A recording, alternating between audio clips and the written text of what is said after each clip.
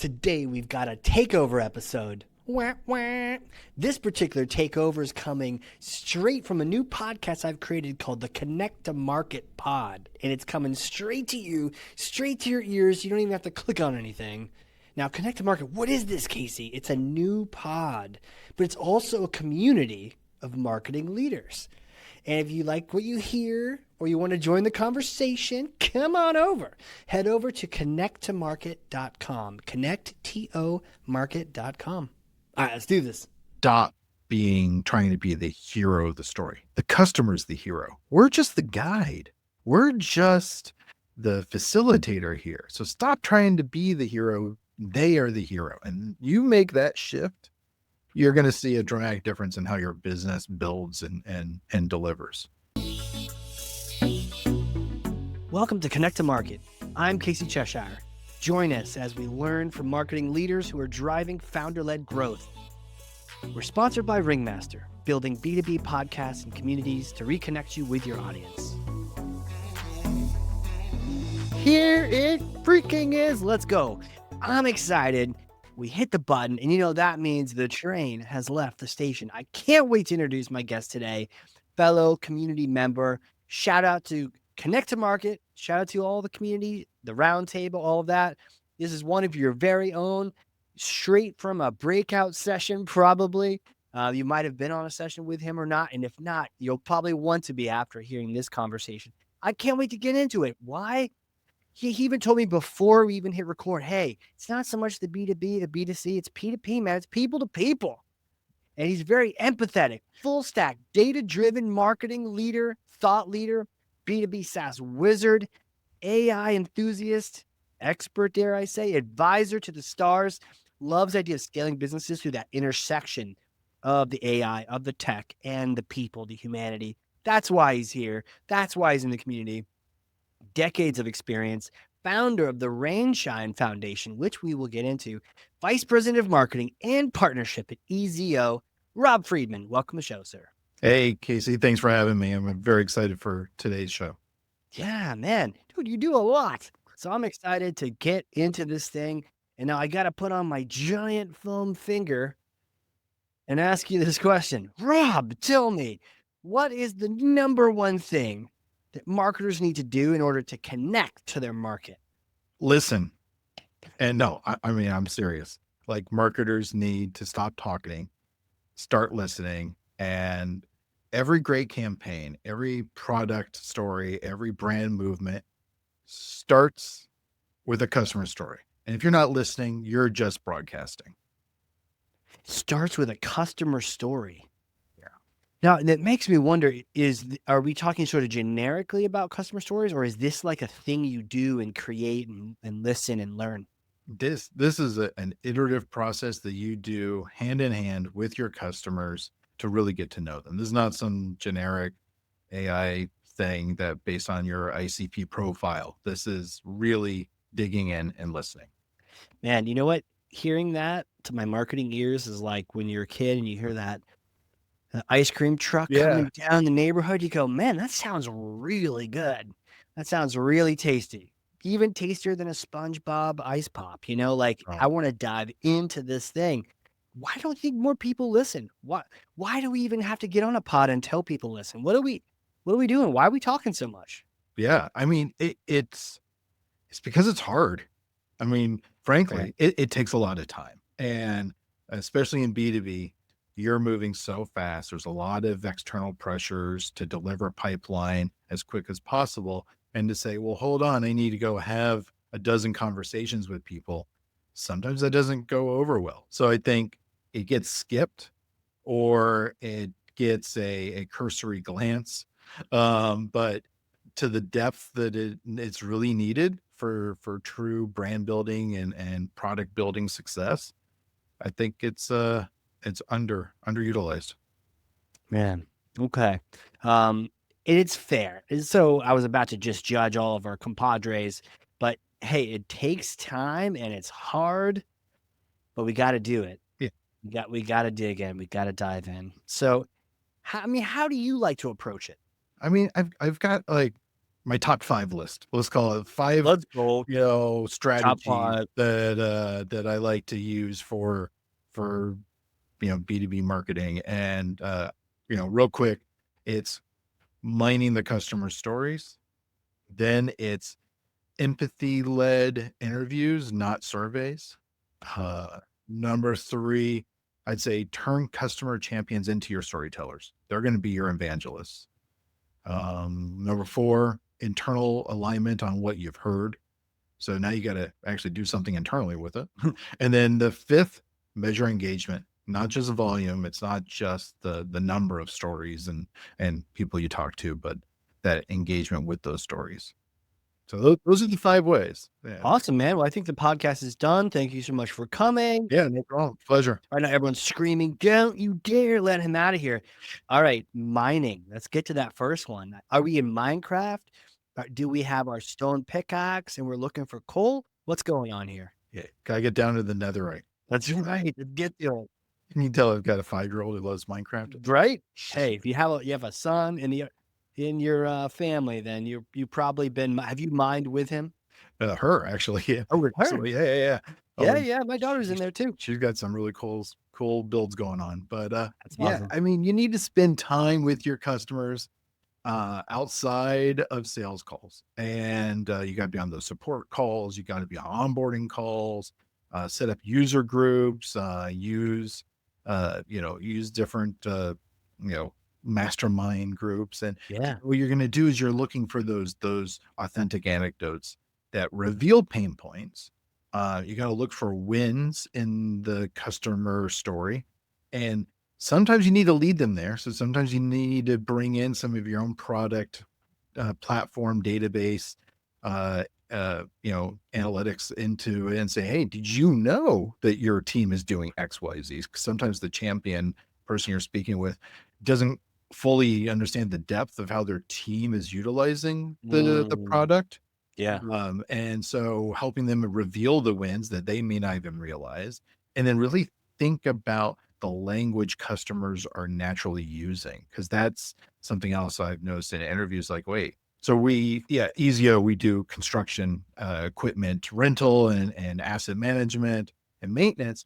And first time I heard yellow iron over and over and over in the term the slab, which is the work site. I was like, "Oh, we need to be integrating this language that's unique to them." Yeah. What is yellow iron? Yeah, it's those big yellow machines like the diggers, the excavators, the bulldozers.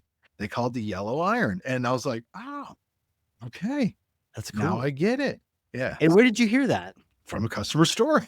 There it is, right? Like otherwise you're not that's not popping up in your research, right? Like you have to get out there and talk to You someone gotta talk to them. or to your point, listen, right? You gotta shake their hand, ask them how their day's going, what's going on, and listen to the words that they're using. You're like, "These are the words we need to be using." Right. Okay. Yellow iron. Time to get on the slab. Okay, so and I love how you mentioned you got to spend time outside of the sales calls. Like, hey, if you've got Gong, you got an AI recorder, fantastic to listen to sales calls. That's always a good thing. But especially like it's a certain kind of conversation happening on those calls. It's almost adversarial sometimes if sales isn't totally, you know, thinking Mhm. about the right way to do it. So you got to have those other moments that aren't that weird game of sales, right? Where it's a little bit more open and free. And And that's like the one thing AI can't do is go out and shake your hand yet. They can't go out and build an authentic relationship at the job site or at a conference or at an industry meetup type event. That's the authentic connection that you can make that you yeah. can't get through AI yet. Yeah, so true. Can't shake your hand yet. No, although they're working Even if it did, be kind of weird. a little awkward, but But, and I think and this is where I go into, like, my the second thing, which is empathy, leading with empathy in these interviews, Yeah. instead of just relying on NPS surveys. Yes, NPS score, definitely Yeah. something you should be doing. You should be running those tests, but and instead of just running these like short hosted open-ended interviews, you really need to start asking the right questions, such as, well, what's harder than it should be in your day to day? Like Yeah. like, bam, that's a pain point. And you ask them, like, what is that PETA? What is that pain in your life that is way harder? And you just listen to them and let them go and ask and then unpack that a little further. You put on your therapist hat for a Right. moment for them. And then you know what solution you need to build or deliver or, because that's what's going to have the highest value for them. Right. Right. That makes total sense. All right. So you spend that time outside of the sales world, you're getting those conversations, you're doing your mining. Talk to me about the empathy. Cause I even, we were chatting and you're like, yeah, I'm an empathetic marketer. And I love that, and what does that mean to you? For me, it's and I got this from my parents really growing up is they were both politically active in our town in Vermont, and I would see them interact and be empathetic with voters from a very broad spectrum, like from the barn to the boardroom, and being able to make connections with them and understanding their needs from their unique perspective, and then finding solutions that actually can work for a multitude of people, for everybody. And that's what made them successful in what they were doing, serving the community. And really, we're doing that as B2B marketers. We are trying to find a way for us to better serve our communities and our customers. And in doing so, the only way to do it right is to walk in their shoes, to understand, to be in the trenches with them. I mean, other than just you're a nice guy, do you just, is this something you can learn and grow, or is this, I think in you have to have an innate interest in others. yeah, So I think that has to be there, but you can train yourself right. to listen. You can train yourself to stop talking and to sit down with somebody and hear what they have to say. It in asking questions. And that's where like AI can be helpful. And it's like, Yeah. hey, I'm about to have an interview or a meeting with, here's the profile of who it is. Help me come up with a few questions I could ask to help jumpstart the conversation. That's a good place for AI is on the brainstorming, the prep work Yeah. for it. And then that can help you. So if you're not naturally curious and a talker, then something like that can help you or your team, someone on your team do that. And then usually I've always find that someone on customer success or someone on the sales team is so good at that stuff. Like we've got some great people on customer success team that I just love listening to their calls or being a part of their call because they're able to pull these things out. I got Mhm. a product marketer.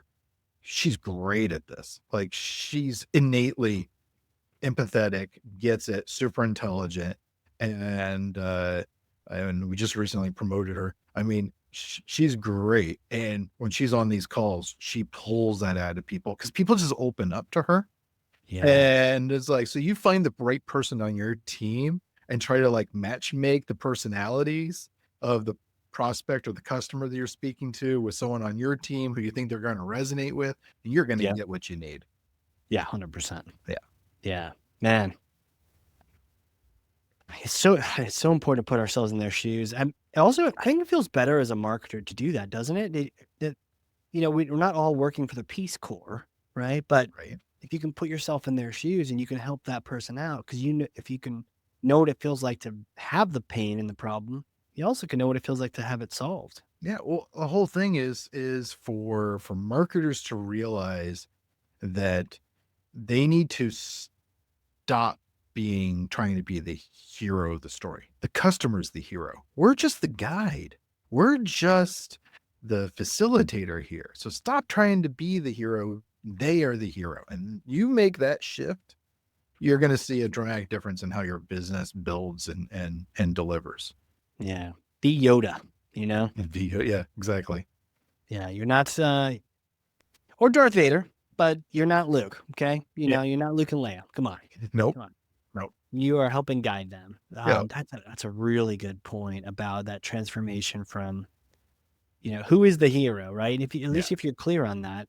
By the way, it feels better not being the hero. Actually feels better being the guide because you're contributing, you're helping someone as opposed to just being, oh no, look at me.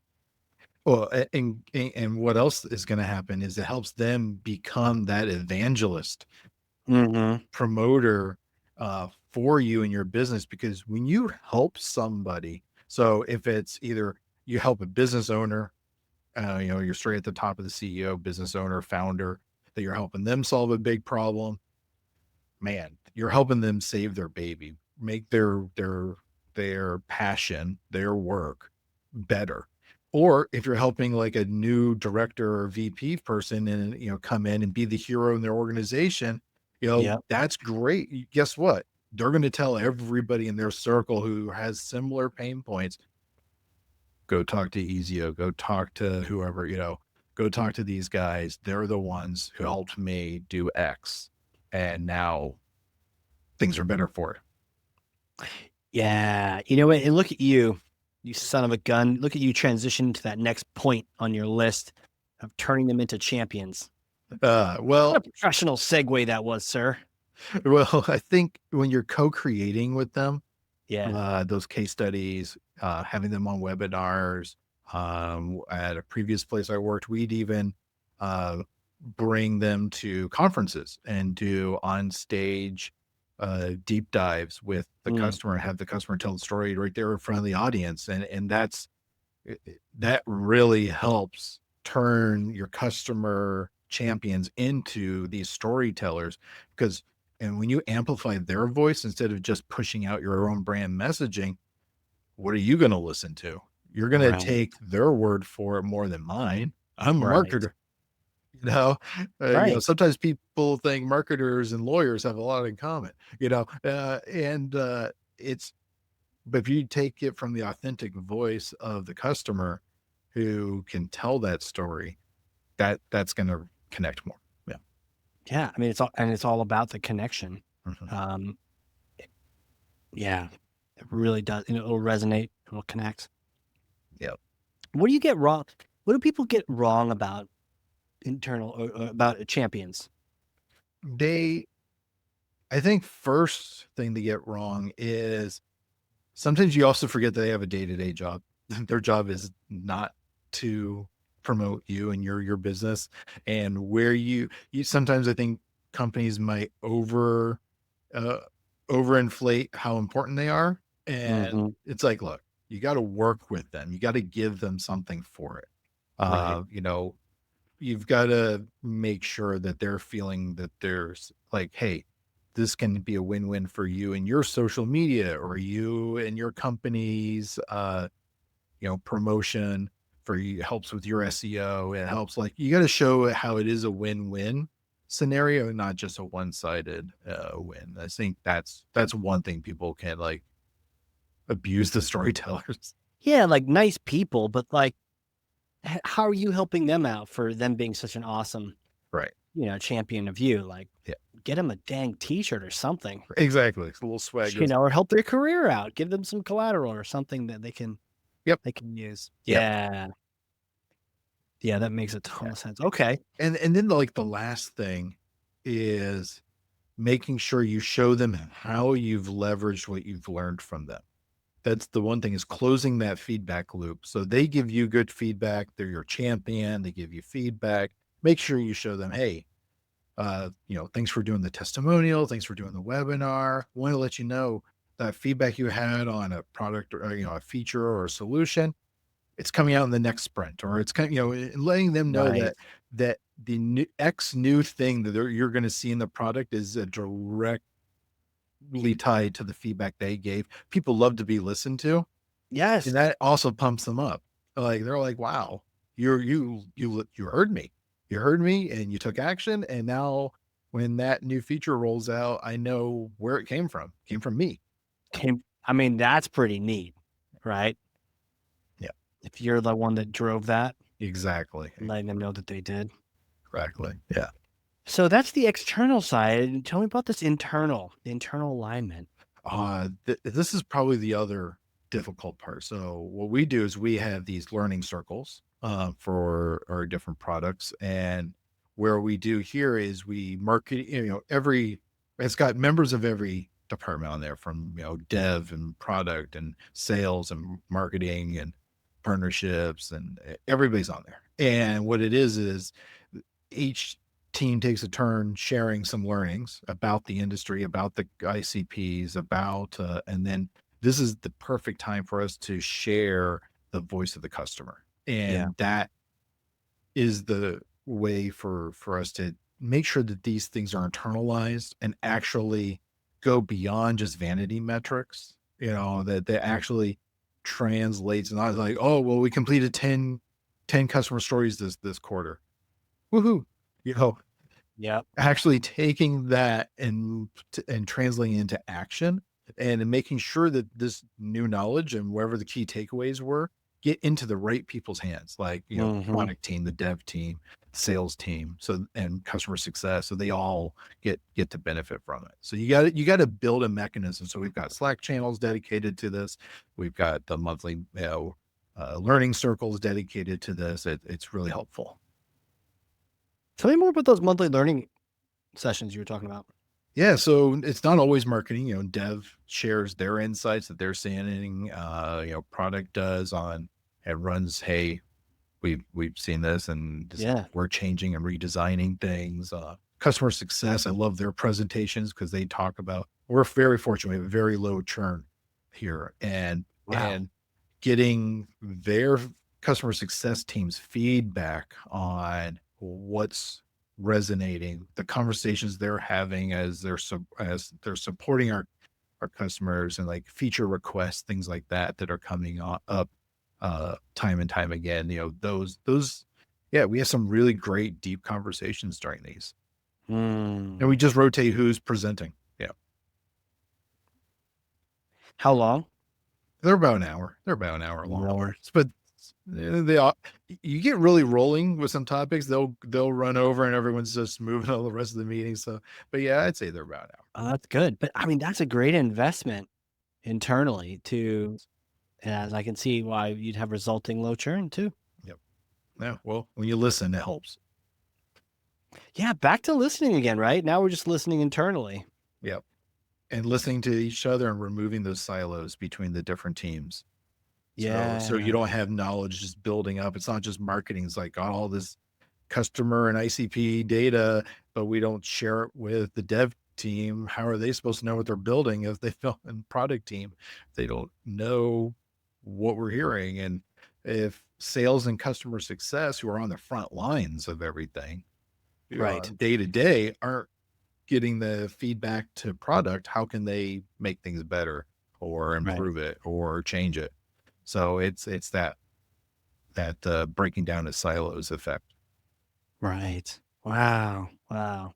Um, I guess when it comes down to it, the buck stops. Number 5 is measurement, right? It's Yeah. like, What's it doing? is it working? Does listening mean, uh, you know, what does it mean for you and your company? And I think, going beyond those vanity metrics to see which stories translate into referrals, which Right. stories get engagement, rank well for SEO and GEO and AEO and all the new LLMs.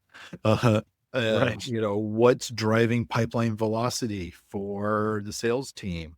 What's helping with retention conversations for the success team? So measuring those different metrics, help you decide which stories need to be told, which ones you need more of, and how you can continue to build the value of that social proof. And what's great is because you've done all this internal alignment, you've listened to stories, Mm. you've even mentioned you're not tricked and trapped by the vanity metrics. You try You not know, to. I mean, you try not to. You you try. try not Yeah. to. I understand. This is so good. It's a great framework. There's 5 of them. I'm sure the community is going to just really dig this, eat it up. It's like a 5-course meal. Boom. There we go. Hey, what are your thoughts on the community? You've been to I'm some loving these. chats? Yeah. I mean, I gotta tell you, the breakout sessions, I mean, you always bring in good people to start things off, and some great talks. Just this month was fantastic. This week, but where I get a lot of values in the small breakouts where we get to dig deeper and have like conversation with like four other marketers who, maybe we've got top of the funnel issues we need to discuss, or maybe we've got a Yeah. common problem with how do you increase your visibility on LLMs and things like that. And we're having those talks. Yeah, I mean, Yeah. yeah, you've been bringing together a lot of good people. Oh, that's good, man. Yeah, you're one of them. So, yeah, the breakouts, I enjoy those too. It's bouncing things off of other people, Yeah. and it's really, And you it's know, a small group because I yeah, find some larger like mastermind groups, you get 20, 30 people on a call. No one wants to talk. No right. one wants to really share authentically there. And whoever does usually shouldn't be talking, Yeah, and they feel like, well, that person's dominated everything, and yeah, Yeah. and then you feel like you're just piling on just to be heard. And but when you get like four of us in the breakout Zooms, those are great. Yeah, no, I love that too. Absolutely. Well, next question really is like, who are you? Who are you, man? Like, all these things, you got some great experience. You're able to convey it simply and effectively. Take me back in time, little Rob days. Did you know you're going to be marketing leader, thought leader to the stars? What was it like? Yeah, right. I did not know that at all. In fact, I started in education. I was, so little Rob, Yeah. thought he was going to be, I think I was showing one of my kids my old yearbook, and like in Okay. eighth grade, I said I was going to be a geographer. I was like, wow, that Wow. changed. And then, Okay. yeah, exactly. So, I thought I was gonna be, probably a teacher or something, and got my start in education. So, Right. but definitely not marketing. And so I Right. started working as a teacher in Oak Park, Illinois, and then later in Chicago. And then I think that experience has shaped how I think about people and communication over time. I realized what I really loved was helping people connect with ideas. Mhm. And with the help of a really great friend, I got pulled into marketing, and I'm very thankful for him and the opportunity he gave me when my teaching career came to an end. And, you know, teaching and marketing really aren't all that different. Tell me about that. Well, they both start with listening and then understanding your audience and then guiding them in a meaningful way to a goal. Now, with students, you got to understand what resonates with your students, how to connect with your students. Because if you don't connect with them, they're not going to be learning. That's your audience, and guiding them to the goal of achieving certain benchmarks throughout the school year.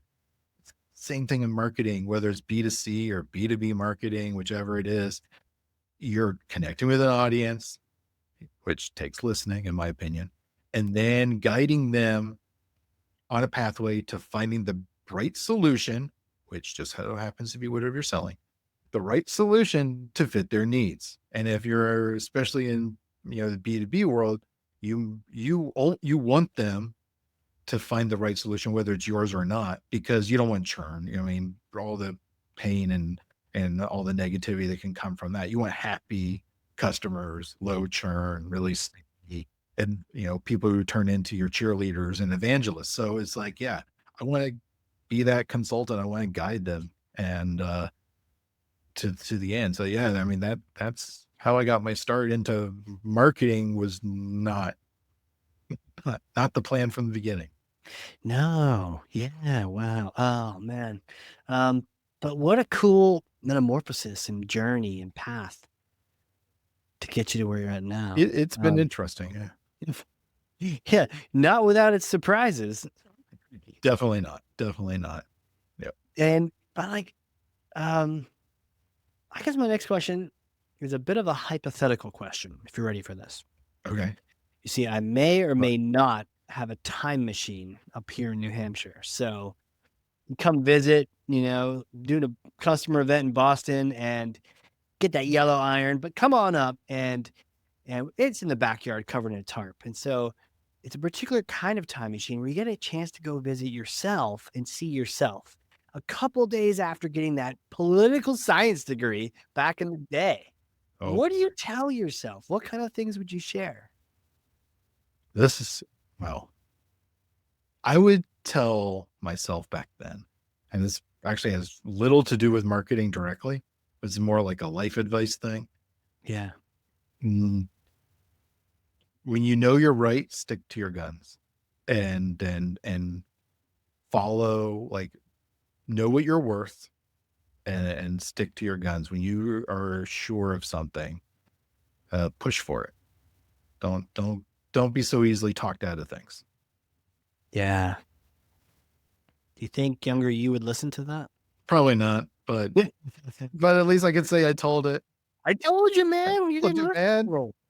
But yeah, I think there's definitely times in both in personal life and in professional life when, yeah, sometimes I've been allowed a boss or somebody to talk me out of an idea, and Mm-hmm. it turned out my idea actually would have been pretty good, Would have and been it pretty. probably would have helped, but I didn't have that self confidence. Maybe it's all about that. At earlier, now I do. Now I'm pushy. Well, now you're the boss, and you have to be pushy and advocate for your team and for your company. Yep. Yeah, yeah, that pushiness, yeah, I mean, it makes you wonder how. I mean, how do you get that? How do you get that? You just fake it till you make it, maybe, or Or I think it comes from, you have to be able to have self reflection, and you got to take your Mm, time and sit back and be like, okay, look at the key wins that you've had and yeah, why you won, and then break down and analyze areas where you've lost and why did you lose. And you might note, hey, when I do XYZ, when I do this, when I stick to my guns and bring more data into the conversation, I win, which is probably why I became such a data-driven marketer before it was really cool to be a data-driven marketer 15, 20 years ago.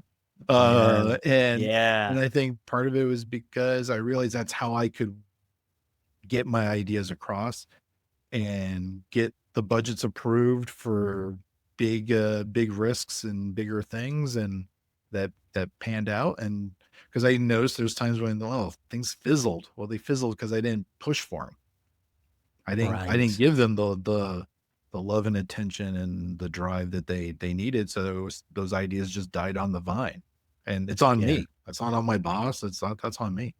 yeah, yeah. But that's a good muscle. It's a good muscle to practice on. When that's always the question is when to push. But I guess and that's why you brought the data. Until the data says otherwise, let's give this a shot, or even have like Exactly. have a testing budget in the mix so you Like, can. I'm You always happy to be proven wrong, right? I never pretend that I am the one that has all the answers or the smartest person in the room. It so I'm happy to be proven wrong by anyone on my team at any time, and, I think being open to other ideas also is helpful. Yeah, And then I go and champion that idea. Then I become their champion of their idea and make sure their good idea doesn't die on the vine just because it counters what I thought should happen. right, right. Okay, man. Well, dude, I can't let you out of here without this final question about the rumor is that you roast your own coffee. Now, the rumor also is that I drink coffee, and that rumor is confirmed, but, like, I've never done the whole roasting thing. Does it improve the coffee? Do you get, like, just I does it think make it does. I better? think Yeah, you get control over that. for me, it blends my it's I think it's my artistic release because I'm not like my wife and some of my friends who are really good at like artistic pursuits and very creative. My creativity comes out of that and exploring what different, beans from different origins at different roast levels and different ways of treating the beans can really have a dramatic different impact and outcome. And yeah, it's fun to have that kind of control and that creative outlet. So for someone who's never roasted anything coffee bean related, um, what do I do? Where do I start? Or is there a certain formula I should just sort of keep in mind, best practice? Like, what do you recommend? Noob, total noob. Yeah, I mean, at first, I wouldn't necessarily go down the route I did. I built my own, like, roasting rig thing. I Wow. kinda put together this Rube Goldberg thing that roasts the beans. So maybe just buy one from Amazon or wherever. Yeah. And there's a lot of great groups on Reddit and Facebook groups on home roasting to start with, and it's such a good community too. I think that's the other thing that Mm. attracted me to it is everyone's so very helpful. And they're like, well, how do you like your coffee? Like for me, I'm a pour over nut. I have an X Bloom machine that does like automatic pour overs, Uh, because I'm too lazy to hold the kettle and do it like this. well, of course. I have a Why would machine you? that grinds it and pours it in. I'm busy. I got things to do. But Yeah. uh, like on the weekend, it's a nice meditative practice. But day to day, I need X Bloom to do it for me. Totally. And I like, so for me, it's a pour over. I like light to medium roast coffees. But for someone else who's like, I love espresso and like different espresso machines, they got their Pavoni or whatever, they're going to want it something that's more darker roast and has different characteristics than what I would like. And so that's the other thing I like about coffee is it's almost like wine. There's something for everybody, and there really aren't wrong, what tastes good is good. You have to have Right. reality. If it tastes good to you, then it is good coffee. Because a lot of people I get asked, like, well, what's a good coffee? I'm like, I can't answer that for you. I can tell you what I think, but Yeah. No, but like, hey, there it is. If you enjoy it, well done. Yeah, good stuff. Where can people reach out if they want to connect with you? Social platforms, all that. LinkedIn? LinkedIn's good. It's LinkedIn. Rob Freedman. I actually have my own name on there, so easy to find. Heck yeah. Heck yeah. All right. And then we'll put all the links in the show notes. People can kind of click on through to that. And if you do click on through, don't be a weirdo. Say, hey, I heard you on the pod, or hey, I'm in Please the do. community too, So we have gotta have a little source, information here, fellow marketers, right? Marketers don't let marketers, you know, I need chat without knowing the lead source. I need So that attribution data. Thank need you. attribution data. Thank you. Exactly. Or multi-touch attribution, whatever the challenge may be. Exactly. So with that, dude, Rob, thank you so much for coming on here. I mean, I this was like a master class here. I've enjoyed this. We Me talked too. about all the different ways that we get those customer stories, and it started out by just listening. Gosh, so many great points. Some to-dos I want to implement, and I just want to find the next construction worker so I can talk about yellow iron. I mean, this was great, man. Thank you so much. Thanks for having me on. It's been a pleasure. Absolutely. For those listening, if you learned something, and I freaking know you did, because I literally have 2 pages of notes over here, front and back, That's awesome. then share this with someone, right? Who needs to hear this? The empathetic leadership, but also understanding, putting yourself in their shoes, and that can help turn them into champions. So much good stuff. Share this with someone else. And with that, Rob, thank you again. Thanks. Have a good one. All right, everyone. This has been a crazy cool, very exciting episode of the Connect to Market pod. We will see you all next time. And that wraps up another episode. Thank you for joining. For show notes and other episodes, visit us at connecttomarket.com. Connect to Market is sponsored by Ringmaster, creating podcasts and communities that create relationships, generate revenue, and drive growth.